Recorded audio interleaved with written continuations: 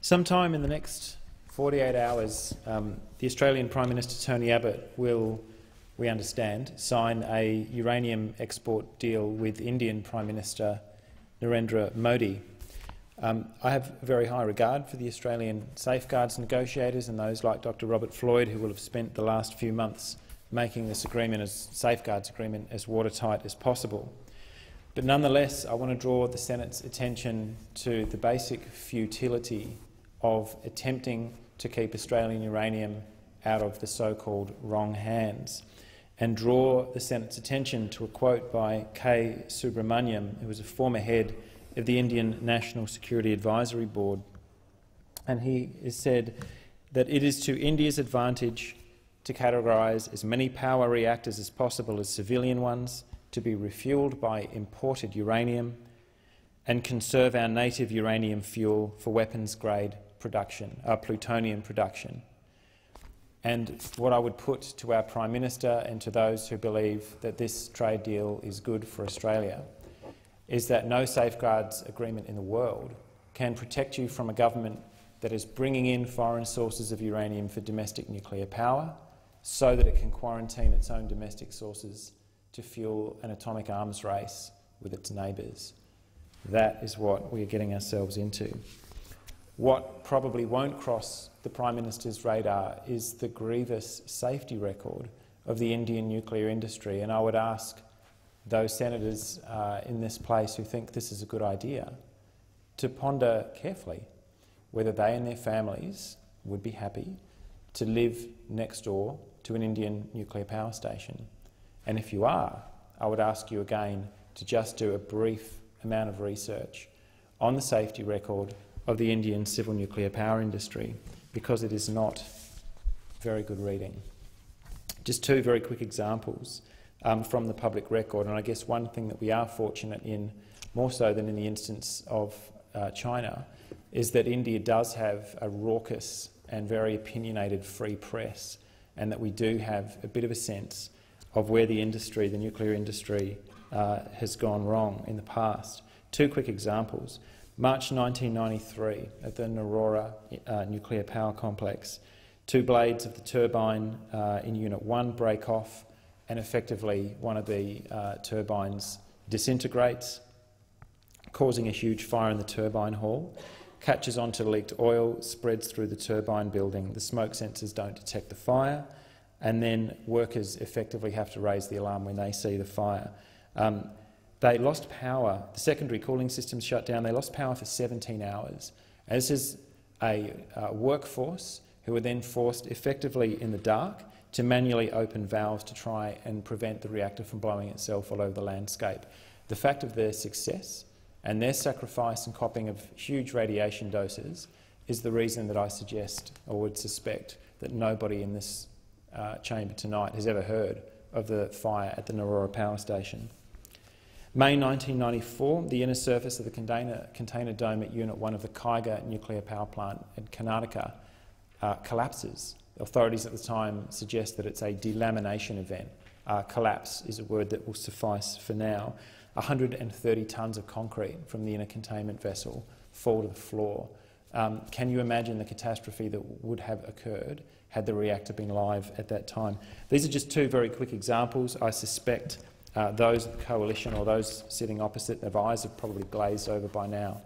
But this is the industry that we are getting ourselves into, and there is no way at all, really, of guaranteeing the future safety of these power stations. And that is why you would understand tens of thousands of people demonstrated during the construction and commissioning of the Kudankulam reactor complex on the south coast of Tamil Nadu. Ask yourself again, would you want to live next door to this facility, which was in the impact area of the 2004 tsunami? Not too dissimilar to the natural disaster that wiped out the Fukushima plant on Japan's Pacific coast, but perhaps I'm getting ahead of myself. And if you wouldn't want to live next door to that facility, why are we selling uranium to fuel it and enabling that industry to get on its feet? It's significant, I think, that it is the Russian nuclear industry, and this is an industry that is in crisis around the world, that has constructed those two plants at Kudankulam on Tamil Nadu, given the answer that I received, quite a respectful answer, and as I said, it reflected at the time, it's unusual to actually get information out of question time that you weren't already aware of. This afternoon it wasn't pantomime, that we currently are not selling uranium into the Russian Federation, and that the Australian government, to paraphrase Senator Abetz, has halted consideration of such exchanges until the volatile situation in the eastern Ukraine has resolved one way or another. I congratulate the government unreservedly for taking that step, that they wouldn't consider exchanges of this material to the Russian Federation. But I would also draw Senators opposite's attention to the Joint Standing Committee on Treaties report, September 2008. It might have been the first one of those reports that I signed on to myself. Senator Birmingham, I suspect you were actually a member of that committee at the time. If I recall correctly, without reservation or minority report from anybody, unanimously suggested that those sales should not go ahead until a very long list of preconditions had been met. I can see you searching your memory there, Senator Birmingham. I will correct the record if I'm wrong, but I can remember it being a very strong report of which coalition and crossbench senators had played a very strong part. And the Labor government went ahead and overrode the terms of that treaty, went ahead to sign an export deal with the Russian Federation. And so let's fast forward to 29 August 2014.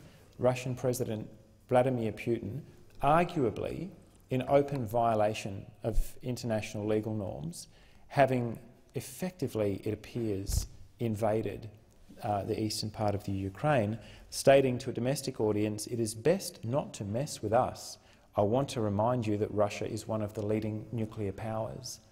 And that is the tripwire that we appear to be walking through, that apparent escalation of an already violent and unpredictable conflict to the implied use of nuclear weapons. Why the hell would we have anything to do with a government that would abuse this trade in this way? So I congratulate the government, as I've said, for halting any future shipment of this material, or at least not to maybe over-egg what Senator Abetz provided us with this afternoon, until that situation de-escalates. And the reason that you would do that is because this is a strategic mineral. This is not like gold exports or copper exports. This stuff is bomb fuel. And the plants, the enrichment plants or the reprocessing plants that you feed this stuff into are identical at the civil end and at the military end, and that this industry has operated that way since the very beginning. Probably the people around the world who know this the best and have been hit very hard by both ends of the nuclear fuel chain are the Japanese. And I was honoured last week to host former Japanese Prime Minister Naoto Kan to this place, and he visited the Australian Parliament to a very well-attended meeting featuring MPs and staff from right across the parties in this Parliament. He was the Prime Minister of Japan between 2010 and 2011, and he was the Prime Minister of Japan when the Great Tohoku earthquake struck the Pacific coast, killing upwards of 16,000 or 17,000 people and causing the catastrophic failure of the Fukushima nuclear complex. He was then briefed by his national security officials when TEPCO management in Tokyo were proposing to withdraw their workforce because of the radiation doses that they were absorbing in an effort to keep the plant under control. He was then briefed on the worst-case scenario and was informed that it would require the evacuation of a radius of 250 kilometres from the complex, encompassing the city of Greater Tokyo and leading or necessitating the evacuation of more than 50 million people.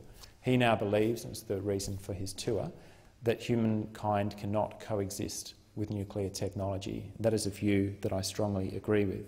And that's why, whether in India, Russia, Japan or the outback of Australia, the future is not radioactive, it is renewable.